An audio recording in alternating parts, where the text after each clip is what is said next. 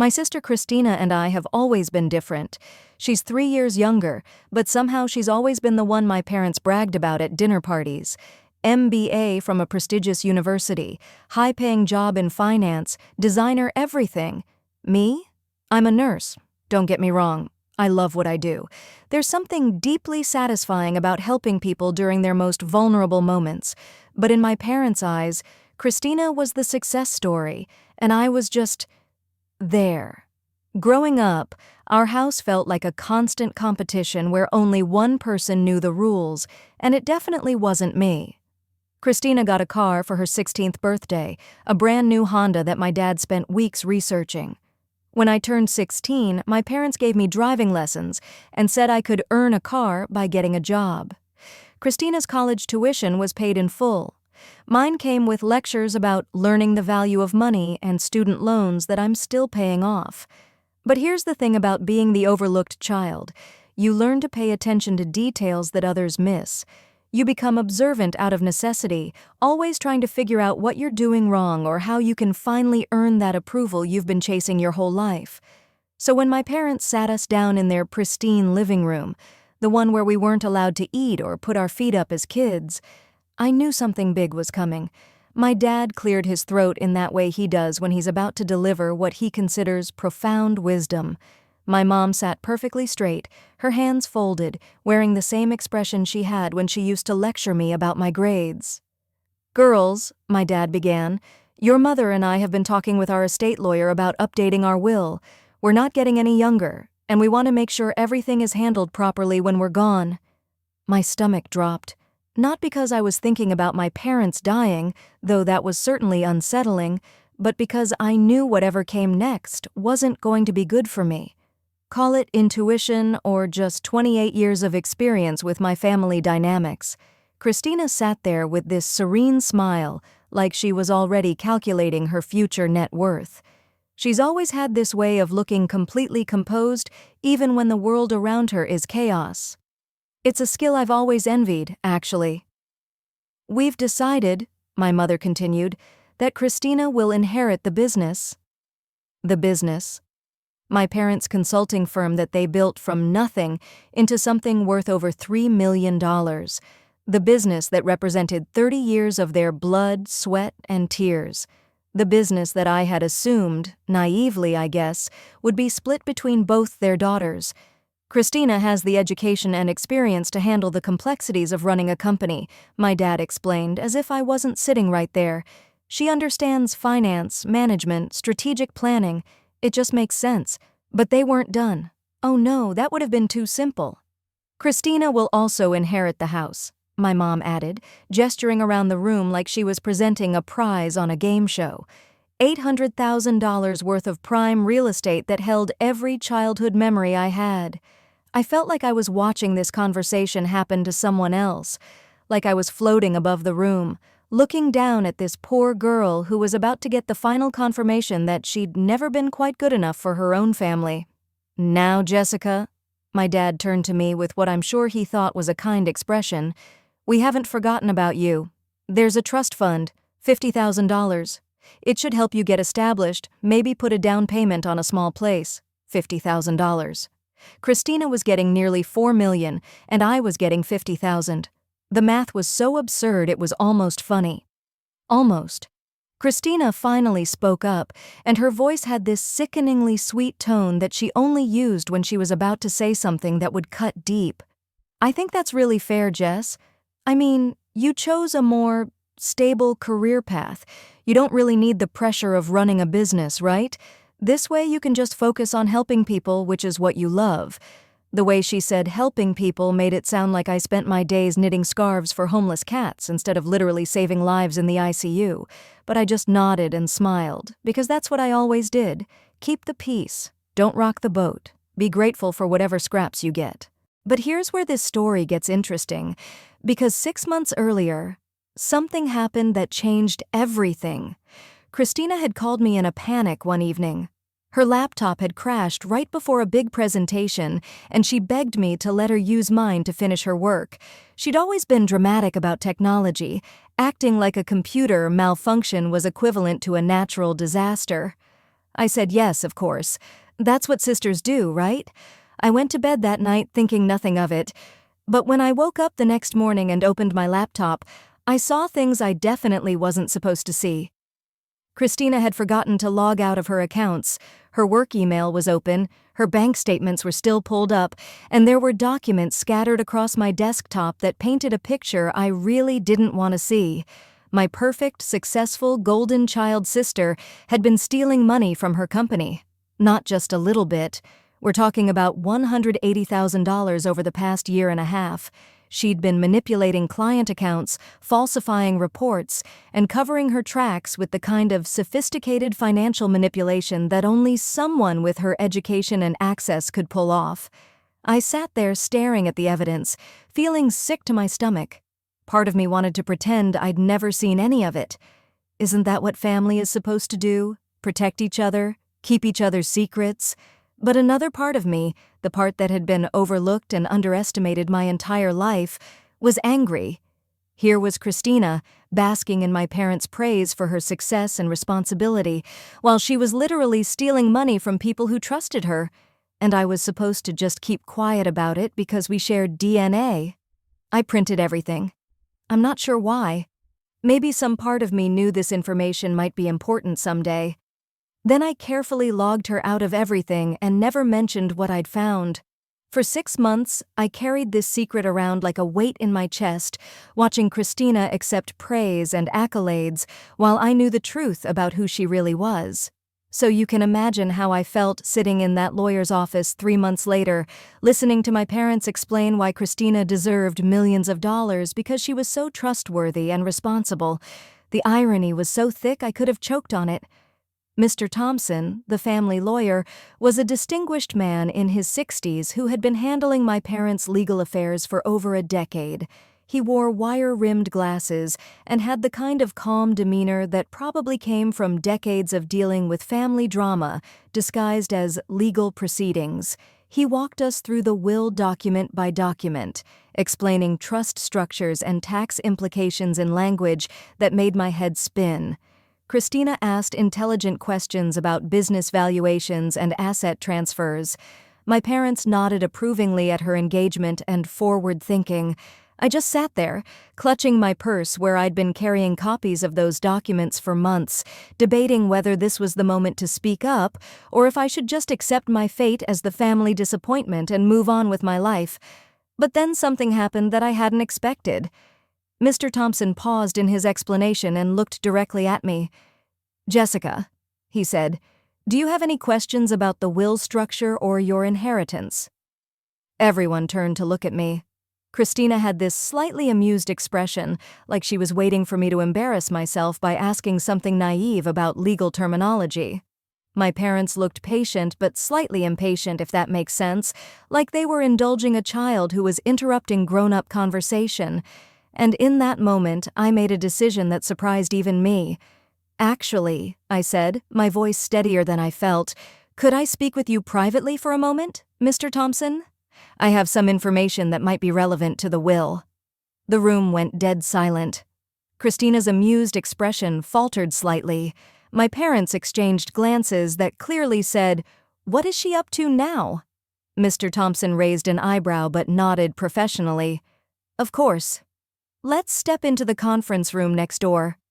As we walked into the adjoining room, I could hear Christina behind me asking my parents what I could possibly have to discuss privately. Her voice had lost that sweet tone and had an edge to it that I recognized from childhood, the sound Christina made when she realized she might not be in complete control of a situation. Mr. Thompson closed the door and gestured for me to sit across from him at a polished conference table. "What's on your mind, Jessica?" I pulled the documents from my purse with hands that were shaking slightly. 6 months of carrying this secret had led to this moment, and I suddenly wasn't sure I was brave enough to go through with it. "I need to show you something about Christina," I said, spreading the papers across the table. "I didn't go looking for this information, but I found it, and I think it might affect how you view the will distribution." Mr. Thompson put on his reading glasses and began examining the bank statements, the falsified reports, the email chains that clearly showed a pattern of embezzlement and fraud. His expression grew more serious with each document he reviewed. "Where did you get these?" he asked finally. I explained about the laptop incident, about discovering the evidence by accident, about carrying this burden for months while watching my parents praise Christina's integrity and business acumen. Mr. Thompson leaned back in his chair, removing his glasses and cleaning them slowly, a gesture that somehow felt very ominous. "Jessica," he said, "I need to ask you something important. Are you bringing this to my attention because you're unhappy with your inheritance, or because you genuinely believe this information is relevant to your parents' estate planning?" It was a fair question, and I took a moment to really think about my answer. Was this about money? Was this about finally getting revenge for 28 years of being second best? Or was this about something bigger? 6 months ago, I would have said this was about jealousy, I admitted. But sitting in there, listening to my parents talk about Christina's character and responsibility while I know what she's really been doing, I think they deserve to know who they're really trusting with their life's work.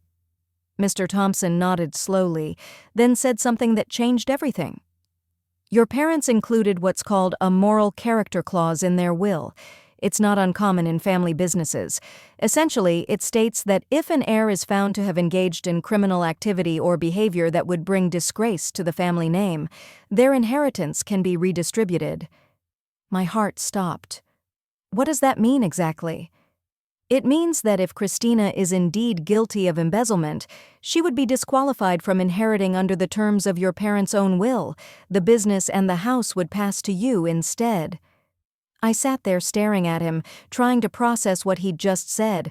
My parents, in their attempt to protect their precious business from irresponsible heirs, had accidentally created a mechanism that could completely flip their intended inheritance distribution. "What happens now?" I asked. "Now we go back in there, and I present this evidence to your parents. They'll need to decide how to proceed, but the legal framework is already in place." Walking back into that room felt like walking to my own execution, except I wasn't sure if I was the condemned or the executioner. Christina looked up expectantly as we returned, that confident smile still playing at the corners of her mouth. My parents sat forward, clearly curious about what could have required a private conversation. Mr. Thompson returned to his seat and placed the documents on the table in front of him. "I'm afraid we have a situation that requires immediate attention," he began. "Jessica has brought some information to light that directly impacts the inheritance distribution we just discussed." Christina's smile faltered completely. "What kind of information?" "Evidence that suggests you've been embezzling money from your employer," Mr. Thompson said matter-of-factly, as if he was discussing the weather. The reaction was immediate and explosive. Christina shot to her feet, her face flushing red. "That's ridiculous. Jessica, what are you doing? What lies are you telling?" My parents looked stunned, turning between Christina and me like they were watching a tennis match they didn't understand. "These aren't lies," I said quietly, surprised by how calm my voice sounded. "I have bank statements, emails, falsified reports. I found them on my laptop after you used it 6 months ago." "You went through my private files?" Christina's voice was getting higher, more frantic. "You left them open on my computer." "I didn't go looking for anything, I just saw what was right there." Mr. Thompson began spreading the documents across the table methodically. "These show a clear pattern of financial manipulation over an 18-month period. Client funds diverted to personal accounts, reports altered to hide the missing money, false documentation to cover the trail." My parents sat in stunned silence, looking at papers they clearly didn't want to believe. My mother's perfectly composed expression crumbled as she recognized Christina's digital signature on document after document. "Christina." My father's voice was barely a whisper. "Tell me this isn't true." For a long moment, Christina said nothing. She just stood there, her whole body trembling, staring at the evidence of her crimes spread out like a poker hand she couldn't bluff her way out of. Then something broke inside her, and she collapsed. Then something broke inside her, and she collapsed back into her chair. "It started small," she whispered, tears finally coming. "Just a little bit to cover some expenses. I was going to pay it back. But then it got bigger, and I couldn't figure out how to stop without getting caught." The silence that followed was deafening.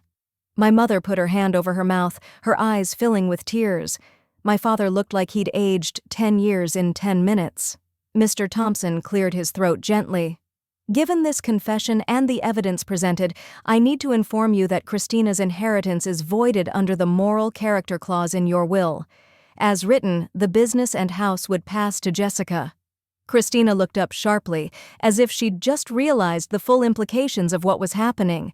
"You can't be serious. Jessica, you can't do this to me. We're family." It was such a strange thing to say after 28 years of making me feel like I barely qualified as family. But looking at her sitting there, destroyed and desperate, I felt something I didn't expect. Sadness. Not satisfaction or revenge, just profound sadness for what our family had become. "I didn't do this to you," I said softly. "You did this to yourself." The rest of the meeting was a blur of legal explanations, next steps, and the logistics of dealing with criminal activity. Christina would have to face consequences at work and possibly legal charges. My parents would need time to process what they'd learned about their golden child. As we left the lawyer's office, my parents asked if they could speak with me alone. Christina had already left, probably to figure out how to minimize the damage to her career and freedom. "Jessica," my mother said, her voice shaky, "we owe you an enormous apology. Not just for today, but for how we've treated you all these years." My father nodded, looking older and more fragile than I'd ever seen him.